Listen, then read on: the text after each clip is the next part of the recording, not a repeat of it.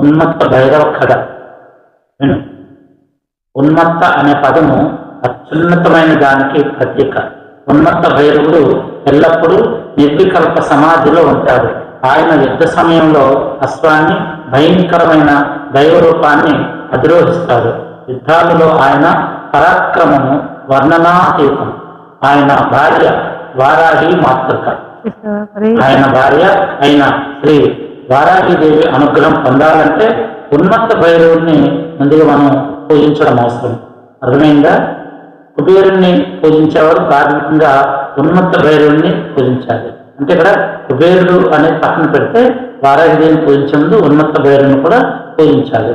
అంటే సాక్షాత్తు ఆయన ఆ స్వరూపం దక్షిణామూర్తి ఆయనే, పరమేశ్వరుడు ఆయనే. ఇది తంత్రం అన్నమాట. అర్థమైందా? ఖడ్గం చామసలం చైవ త్రేత్రం వరదం శాంతం కుమారం చ దిగంబరం. అంటే సర్వశాంతి స్వరూపుడైన 3 కన్నుల ఉన్మత్త భైరవుడు తన చేతులలో ఖడ్గము, రోకలి, డాలు, పుర్రెను ధరించి ఉంటాడు. ఆయన వస్త్రాలు లేకుండా లేదా సకల దిక్కులను వస్త్రాలుగా ధరించి, అంటుకులను వస్త్రాలుగా ధరించి దర్శనమిచ్చే ఒక దిగంబరుడు. హేమవర్ణధరం దేవమశ్వవాహన సంయుతం వారాహి శక్తి సాహిత్యం వందే చన్మత్త భైరవం. అంటే బంగారు వర్ణంలో గుర్రంపై స్వారీ చేస్తూ దర్శనమిచ్చే ఉన్మత్త భైరవునికి నేను నమస్కరిస్తున్నాను. ఆయన తన భార్య వారాహితో కలిసి ఉంటాడు. ఓం ఓం ఉన్మత్త భైరవాయ నమః. ఓం ఓం ఐం ఓం ఉన్మత్త భైరవాయ ఫట్ స్వాహా. ఓం ఐం ఓం ఉన్మత్త భైరవాయ ఫట్ స్వాహా.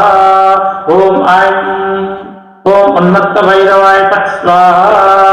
ఓం ఐం ఓం ఉన్మత్త భైరవాయ ఫట్ స్వాహా. ఓం ఐం ఓం ఉన్మత్త భైరవాయ ఫట్ స్వాహా. ఓం ఐం ఓం ఉన్మత్త భైరవాయ ఫట్ స్వాహా. ఓం ఐం ఓం ఉన్మత్త భైరవాయ ఫట్ స్వాహా. ఓం ఐం ఓం ఉన్మత్త భైరవాయ ఫట్ స్వాహా. ఓం ఐం ఓం ఉన్మత్త భైరవాయ ఫట్ స్వాహా. ఓం ఐం ఓం ఉన్మత్త భైరవాయ ఫట్ స్వాహా. ఓం ఐం ఓం ఉన్మత్త భైరవాయ ఫట్ స్వాహా. ఓం దిగంబరాయ విద్మహే అశ్వవాహనాయ ధీమహి తన్నో ఉన్మత్త భైరవ ప్రచోదయాత్. ఓం దిగంబరాయ విద్మహే